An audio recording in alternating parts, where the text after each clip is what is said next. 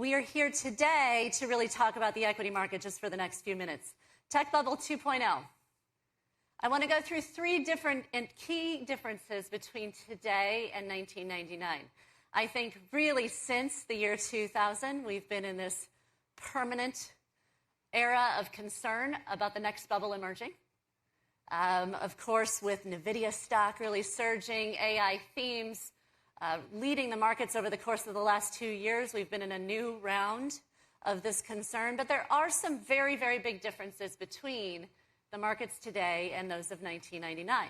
Not all of these will shelter us from all of the risk that is naturally evident when we are investing in equities, but there are key differences. The first we'll go through is market sentiment. I don't know about you, but my view of the equity market is that excitement about stocks seems pretty benign relative to the excitement that existed in 1999. We'll go through some price charts as well as our own proprietary indicators of sentiment to discuss that framework. The fundamental landscape is also incredibly different today than it was in 1999. Valuations show that enthusiasm for stocks, to the degree there is any enthusiasm, is really backed by earnings, which was certainly not the case in the late 1990s. And then last but not least, tech's market share may be the biggest risk to watch. Certainly we've talked about this a lot, but even coming into the last 2 years, tech and tech-adjacent industries were an enormous portion of the equity markets, which does create some degree of risk that we should acknowledge. Okay, if we move on to the first slide, I hope, we can see, is this another equity market bubble? This chart shows you, of the last century, what I think most people popularly consider to be the four biggest bull markets. The 1980s and 1990s, which is the blue line, the last 5 years of that bull market is the blue line on this chart. The yellow line is the 1920s, the late 1920s, the roaring 20s, the last 5 years of that bubble. The green line is the 1963 to 1968 period, 1950s, 1960s, was certainly a pretty strong and long bull market. Many don't consider that to be particularly bubbly, but nonetheless, it was a very long bull market of the last century. And then the yellow line, the pink line, is today. The last 5 years of equity market returns clearly do not quite look as excessive as those that existed in the late 1990s or the 1920s, are marching to the beat of their own drum, more consistent with the bull market period of the 1960s. Our market pulse sentiment gauge, which is our own proprietary indicator that we developed to really gauge the sentiment of the equity market itself, also suggests that we may be approaching a manic kind of environment, but we haven't touched mania. As a matter of fact, the last time we touched mania, exhibited on the graph on the right, was back in 2021. You could see we hit the panic button back in the fourth quarter of 2022. Indeed, the panic evident in the equity market by October of 2022 was equivalent to the panic evident in the equity market at the lows in 2011, 2016, as well as 2009 by our measure. And we have yet to really exceed any kind of mania or reach any kind of mania in the period since. The red line makes mania for us in our indicators. So we have yet to reach any kind of mania. In terms of the broad market at large, I think one of the things that we really want to consider, if we could go to the next slide, is what's happening with valuations. And as you can see, valuations today also look very different than valuations looked in the last several decades.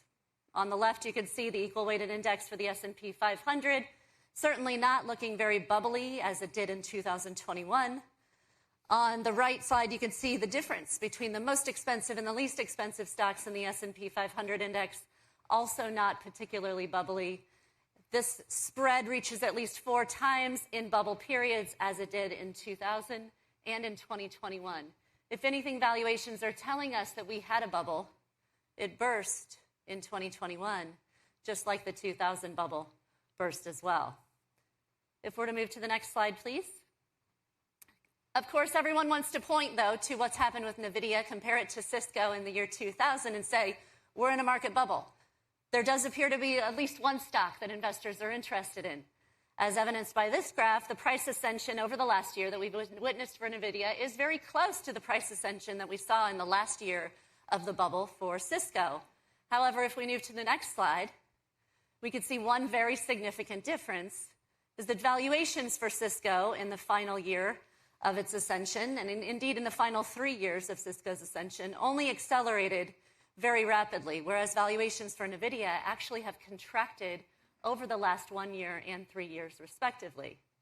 We see this similar phenomenon evidenced in the broader equity markets. On the next slide, we can see that tech specifically also shows valuation spreads peaked back in 2021, certainly not at levels that were existent in the tech bubble, but valuation spreads at roughly 3 times. When we look at the most expensive tech stocks and we compare those to the cheapest tech stocks in the market, do not look particularly bubbly. On the right exhibit, you can see those most expensive stocks. The median valuation currently sits at about 40 times earnings. Back in the peak of the tech bubble, we were looking at 120 times earnings for the most expensive tech stocks in the market. So clearly a pretty significant difference. We'll go to the next slide, please. And the big difference is, of course, that the tech sector has earnings today, whereas it really didn't have a whole lot of earnings growth in 1999. This chart shows you the percentage of the S&P 500 tech sector with less than $1 in EPS. In 1999, 2000, the yellow bar on this graph, it was more than half of the tech sector had less than $1 in EPS. Today, that number, we just updated it this week, is 5%. So clearly there is an earnings framework, earnings difference this time around. Next slide, please. And indeed, we see that one of the reasons why there is so much optimism evident in tech, evident in Nvidia stock, so much price ascension in that group, so much concentration risk that has emerged is because we also have earnings concentration. Tech and AI industries at large have been the only sources of growth from a fundamental perspective. And that has underpinned this optimism that has emerged in prices. As you can see on the chart on the left, the Mag 7 growth rate for earnings. Mag 7 were the only stocks actually producing earnings growth in the market. Ex-Mag 7 earnings were contracting right up until last quarter.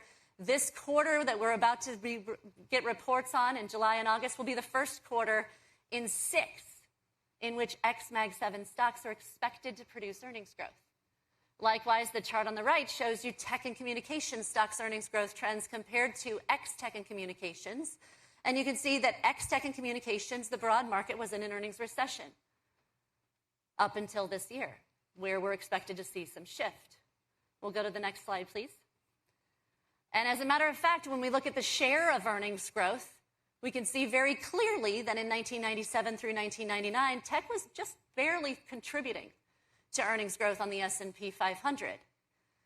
We do our own definition of artificial intelligence firms. These are all the companies in the S&P 500 with exposure to artificial intelligence. They number about 40.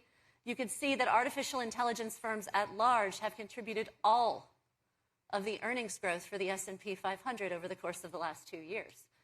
So no wonder, then, that all of our hopes and dreams are concentrated in these sectors.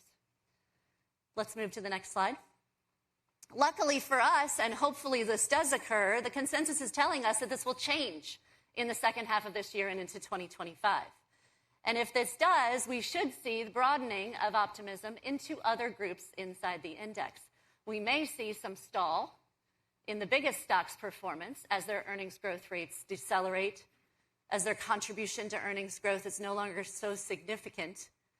But as you can see in this graph, when we look quarter to quarter to quarter, we've contended with a major earnings recession for 3 different sectors: energy, healthcare, and materials. That's the green, blue, and gray bars on this graph. Those recessions are anticipated to end over the course of the next year.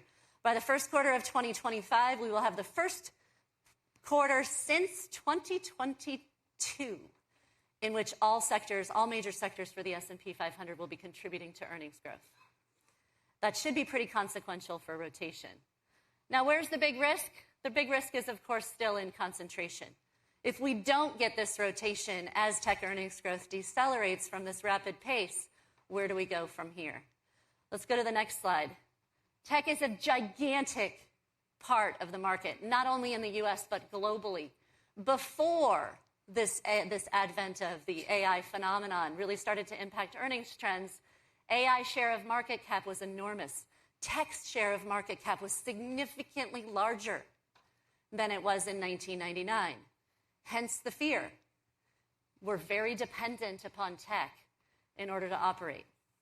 Notably, if you go back to the corrections in the equity market in 2018 as well as 2022, two big corrections, both were signaled by tech earnings reports. Both were signaled by Meta telling us that they were going to have to either spend too much or they weren't going to quite make numbers going into the next year. So tech is having an enormous impact on sentiment as well as performance. Next chart shows you this is not just a U.S. phenomenon either. Market distortions are global. So while we think of this as a very U.S.-centric story, indeed 40 of the names in our universe of AI stocks, which number about 89, 40 of those names are U.S. companies. So it is a U.S. phenomenon, but it also is a global phenomenon. If you look at, for instance, the market distortion in Taiwan or Korea, even Europe has some market distortion because of AI. And Europe doesn't have a whole lot of tech stocks. And as you can see, it's distorting our indices as well. When you exclude the impact of AI, you see a very big difference in market returns. And artificial intelligence in particular has driven global earnings as well. So when we look at what's driving global earnings trends, it has been artificial intelligence firms where the earnings outlook for artificial intelligence firms has been improving all year. The earnings outlook outside of artificial intelligence has actually been deteriorating. This does create some risk for us in the short term.